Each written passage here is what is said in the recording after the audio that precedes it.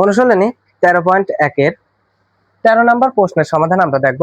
আমার পিছনে যেটা দেখতে পাচ্ছি, এখন আমরা অনেক সময় দেখা যায় সমাধানটাই শুধু দেখি, প্রশ্নটা মাথায় রাখি না। প্রশ্ন মাথায় রাখা খুবই গুরুত্বপূর্ণ।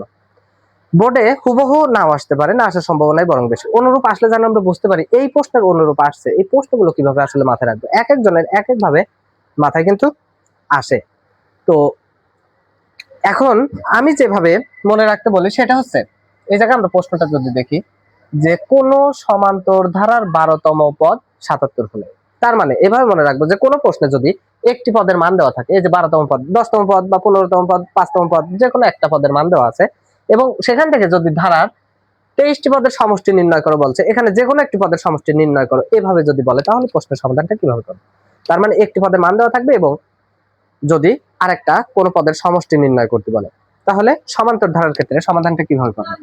আমরা প্রথমে এখানে যেটা আছে 12তম পদ 77, তার মানে আমরা এভাবে পড়ছি পরিমিতিতে যে ক্ষেত্রফল 1200 থাকলে তার মানে ক্ষেত্রফলের সূত্র সমান 1200, কিন্তু এটা অনায়াসে লিখতে পারি।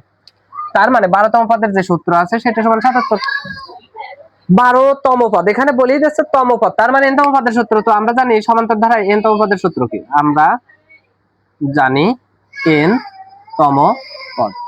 n তম পদকে a অফ n বলা হয়। a অফ n লেখা এটা গুরুত্বপূর্ণ না, তবে এটা নিয়ে প্যাচ লাগায় না, এটা সমানের ডান পাশে অনেকে নিয়ে চলে যায়, এটা না।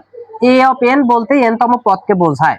a অফ n এর সূত্র a plus n minus 1 into d, এটা কি n তম পদ, কিন্তু আমার এখানে আছে দেখো তম পদ 12তম পদ, তাহলে অতএব 12তম পদ। 12তম পদকে তাহলে বলে a অফ 12 সমান a প্লাস n মাইনাস 1 মানে 12 মাইনাস 1 এখন d, n হচ্ছে যততম পদ, n হচ্ছে তত, তাহলে সমান a প্লাস 12 থেকে 1 মাইনাস দিলে 11, 11 এর সাথে দ্বিগুণ করলে 11d। এই ক্যালকুলেশন গুলো এই জায়গায় অনেকে দেখে যায় খুব সিম্পল, দেখে যাই খাতায় করে না। আমি দেখছি এই ক্যালকুলেশনে সহজ গুলোই দেখা যায় লেখার সময় ভুল করে, তাই 2-3 বার প্র্যাকটিস করে এগুলো আয়ত্তে নিয়ে আসতে হবে। এখন এই যে a প্লাস 11d পাইছি, এটা সমান 77, এটা বুঝতে পারছি কিনা। a প্লাস 11d এটা সমান 77, কারণ 12তম পদ সমান 77, তো 12তম পদ আমি কি পাইছি, এটা সমান 77। এটা জাস্ট লিখতে পারি যে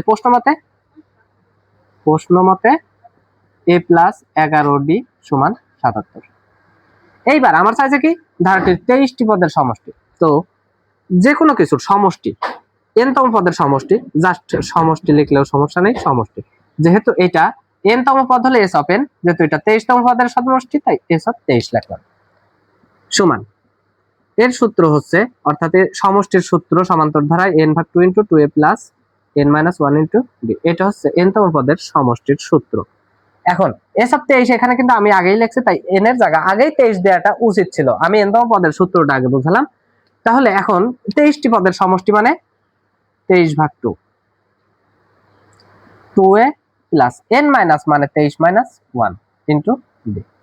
n হচ্ছে ওই যে যততম পদ, n হচ্ছে তত, এখন তো 23তম পদ, তাহলে সমান 23 ভাগ 2, তারপরে আছে 2a প্লাস 23 থেকে 1 মাইনাস দিলে 22, আর 22 এর সাথে এই দ্বিগুণ করলে 22d।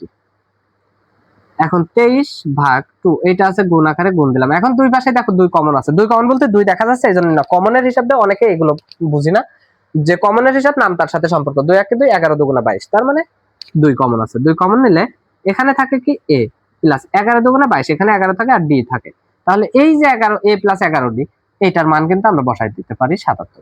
তো এখানে 2 আর 2 কাটিয়ে যায়, তাহলে থাকে 23 গুণ এইটার মান কত 77, এই যে এইটার মান। তো এই দুইটা গুণ করার পরে যা হবে সেটাই কিন্তু অ্যান্সার, আশা করি বুঝতে পারছি। তো যারা এখনো লাইক কমেন্ট এবং সাবস্ক্রাইব করেনি তারা কিন্তু চাইলে লাইক কমেন্ট এবং সাবস্ক্রাইব করে পাশে থাকতে পারো। এবং তোমাদের যেই প্রশ্নের সমাধান প্রয়োজন, যেখানে সমস্যা, আমার বলা সমস্যা, যেখানে সমস্যা হোক না কেন কমেন্ট বক্সে জানিয়ে দিলে আমরা পরবর্তী ভিডিওতে কিন্তু সেটা সংশোধন করা এবং সেভাবে তোমাদের বোঝানোর চেষ্টা করবো ইনশাল্লাহ।